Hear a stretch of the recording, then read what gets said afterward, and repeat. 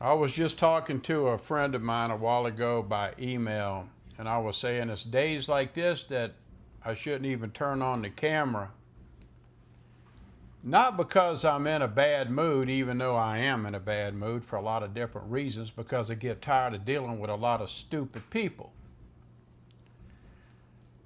Just for introductory purposes, my name is Jimmy Rants. If you're new to my channel, welcome, I think. I'm a ranter. I like to talk about social issues. I like to talk about things that I'm passionate about. I like to talk about things that just irritate the hell out of me.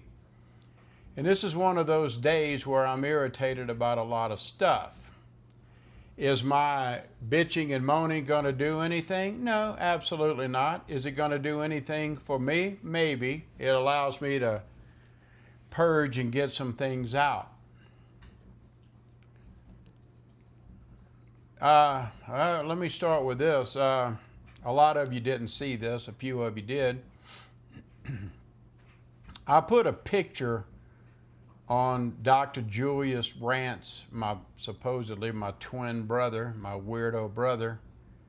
I put a picture of Julius's ladies, his scientific research staff, standing around a grave.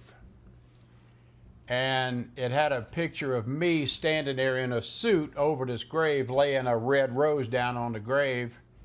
And on the tombstone, it says, "Life goes on without me." And on top of the tombstone, it said, "Julius Rants, born, blah, blah, blah, died, blah, blah, blah." In other words, he's dead. Well, it kind of upset some people. But I pulled it off. I took it off. I don't want to upset anybody.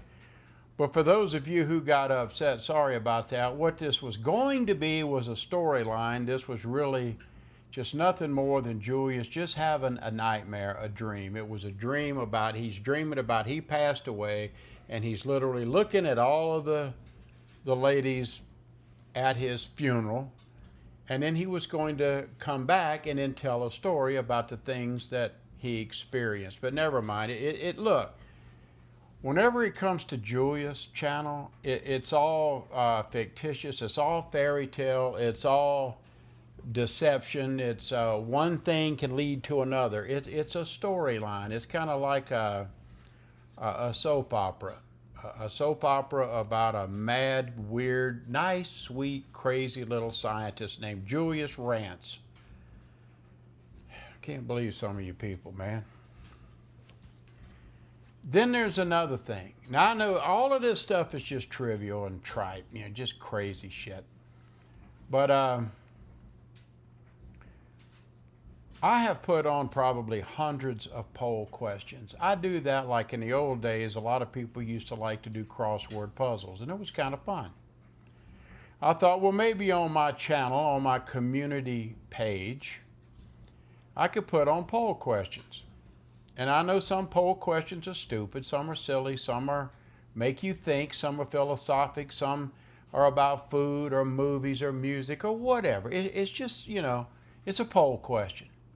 Not the Geneva Convention, not the National Security Council. It's just a poll question that moi, puts on, okay? And I ask, well, lately I've been asking, look, when I put poll questions on, please just answer the poll question. I want you to enjoy it. That's why I do it. But I don't need the, well, why did you leave this out, Jim? Or, well, why didn't you put this on? Well, why don't you put all of the above on? Why don't you shut your big mouth and just answer the poll question if you want to, and keep your mouth shut. If you don't like my poll questions, do a poll question thing on your channel. I shouldn't be this upset about a freaking poll question, but after day after day, well, what about this? What about that? Why didn't you put this on, Jimmy? Why didn't just shut up.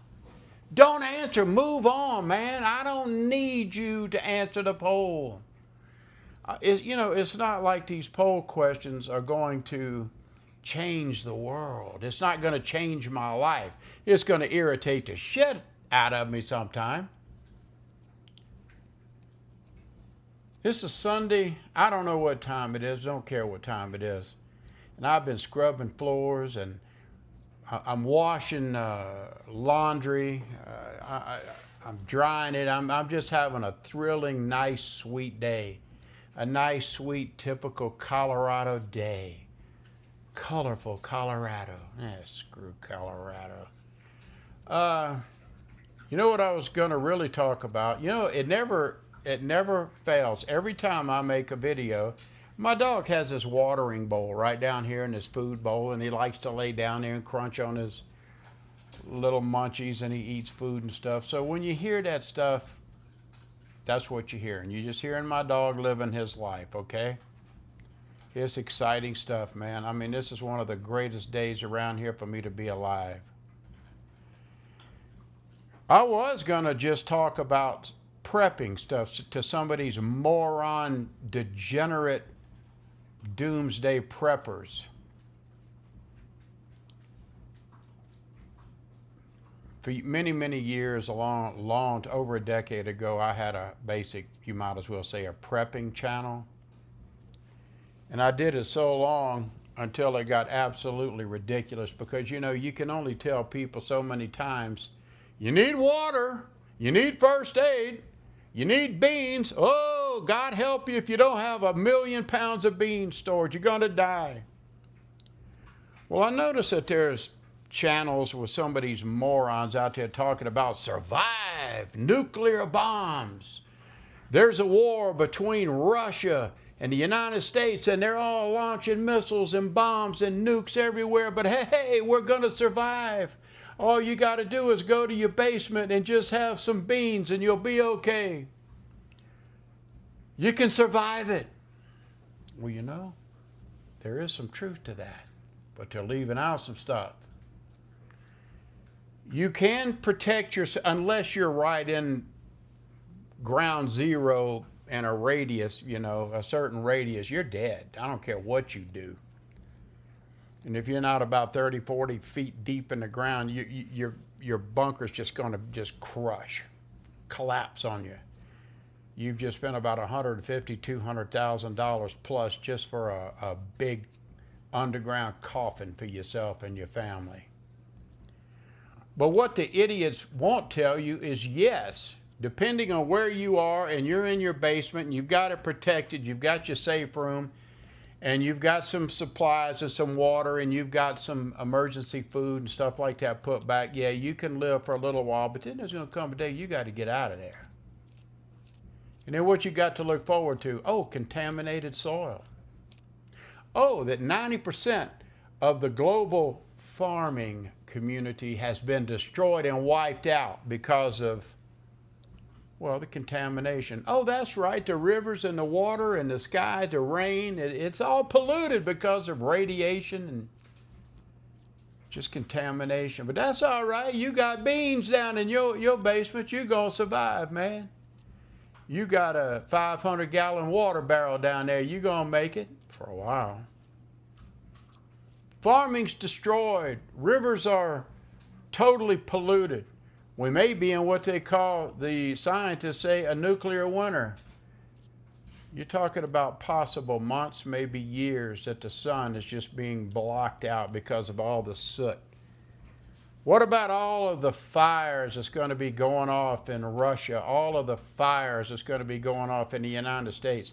We have just a few little forest fires here in our country right now, and everybody's hacking and coughing and choking and can't even hardly breathe good. If you have allergies or sensitive respiratory problems, or you're older and you have heart trouble, just a few little forest fires around, it's affecting you.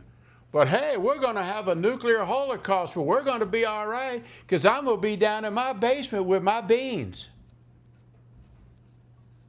Your idea of being down in the basement, and you're going to be safe with your beans and your little Berkey full of water is just a fantasy. chances are you're going to die. Everybody's so scared to die, so let's do everything we can to just try to,